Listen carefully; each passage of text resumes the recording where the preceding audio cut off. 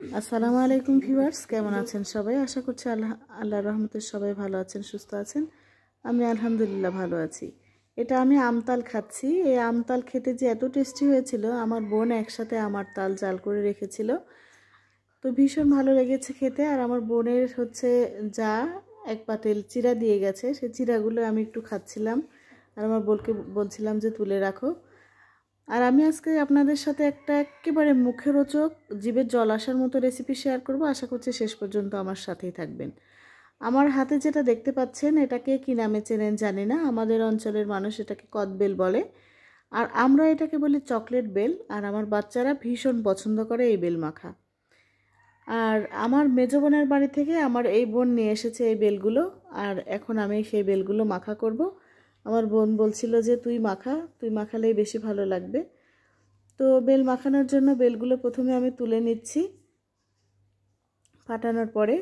আর ওর ভিতরে যে শাঁসগুলো আছে সেই শাঁসগুলোই হচ্ছে বের করে ফেলে দিতে হবে। তারপরে বেলটা মেখে নেব।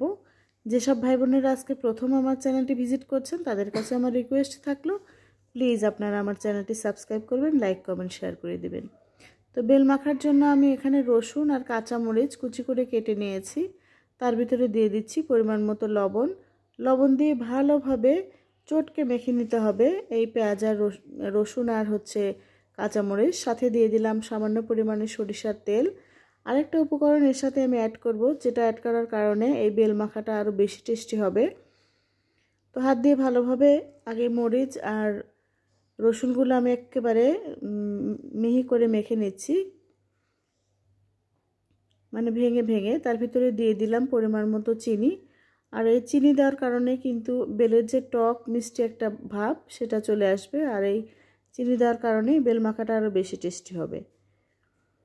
তো আমি পরিষ্কার করে রাখা বেলগুলো এখন এর ভিতরে দিয়ে দিলাম। আর আপনারা কে কে এরকম করে বেল মাখা খেতে পছন্দ করেন অবশ্যই আমাকে কমেন্টে জানাবেন। আর আমার এই বেল মাখার রেসিপি যদি ভালো লাগে তাহলে এরকম করে অবশ্যই বেল মাখা খেতে কিন্তু ভুলবেন না। তো এখন হাতের সাহায্যে ভালোভাবে বেলগুলো আমি মেখে নিচ্ছি। আর এই বেল মাখা খেয়ে কিন্তু সবাই আমার প্রশংসা করেছে, আলহামদুলিল্লাহ অনেক টেস্টি হয়েছিল বেল মাখা। তো আমি একটু টক কম করে তুলে রাখলাম, আর বাকিগুলো আর একটু চিনি দিয়ে ভালোভাবে মেখে নিচ্ছি। আলহামদুলিল্লাহ আমার বেল মাখা রেডি হয়ে গেছে। সবাই খেয়ে তো ভীষণ প্রশংসা করেছে।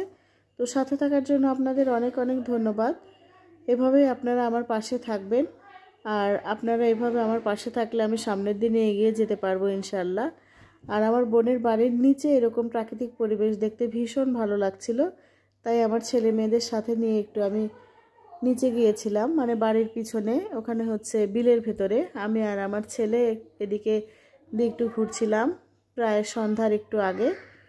তো প্রাকৃতিক পরিবেশ দেখতে ভীষণ ভালো লাগে। আর কয়েকদিন হলে বোনের বাড়িতে আছি আর আপনাদের সাথে সুন্দর সুন্দর ভিডিও শেয়ার করছি। তো আশা করছি আপনারাও আমার সাথে থাকবেন আর সুন্দর সুন্দর কমেন্ট করবেন।